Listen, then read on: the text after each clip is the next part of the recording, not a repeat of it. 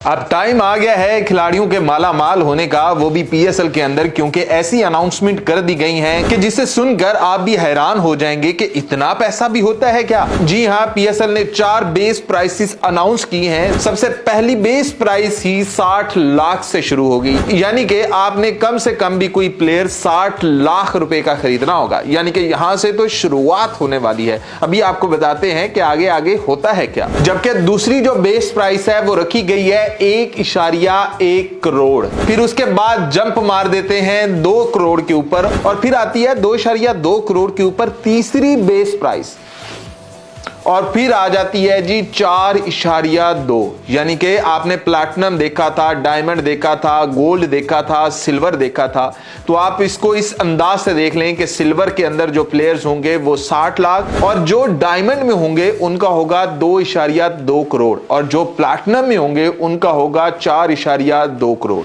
अब यहां मजे की चीज एक और भी है कि अभी जब बोली लगेगी तो कितनी बढ़ाई जाएगी, क्या किया जाएगा। तो सबसे पहले हम डिस्कस करेंगे प्लैटिनम कैटेगरी को। प्लैटिनम कैटेगरी की जो बेस प्राइस है वो 4.2 करोड़ है, तो वहां से बोली की एक शुरुआत होनी है। जो भी बोली लगाएगा उसे हर दफा जो बोली है वो सीधी 15 लाख रुपए की बढ़ानी होगी। यानी कि ये नहीं है कि 4.2 करोड़ 1 लाख या इस तरह से कुछ करते जाएंगे, भाई नहीं, हर बार आपको 15 करोड़ रुपए बढ़ाने।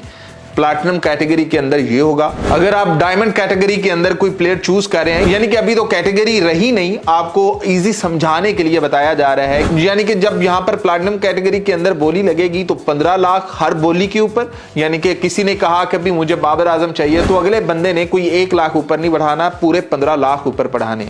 उसके बाद अगर डायमंड के अंदर आते हैं तो वहां पर आपको 10 लाख बढ़ाने, और इसी तरह अगर आप गोल्ड में आते हो तो आपको 5 लाख बढ़ाने हैं, और इसी तरह अगर आप सिल्वर में भी आ जाते हो तो आपको 2.5 लाख बढ़ाने।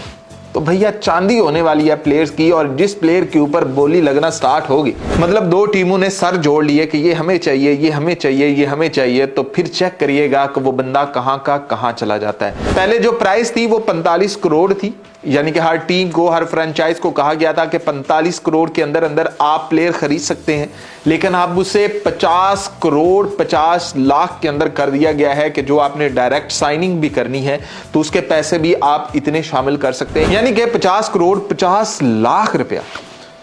तो हर फ्रेंचाइज के पास इतना होगा। 8 फ्रेंचाइज हैं, तो हिसाब के आप बड़े पक्के हैं कि आपको पता चल जाएगा कि कितने करोड़ रुपया बन रहा है। 4 अरब तो नहीं कहीं बन रहा, कितना पैसा बन रहा है।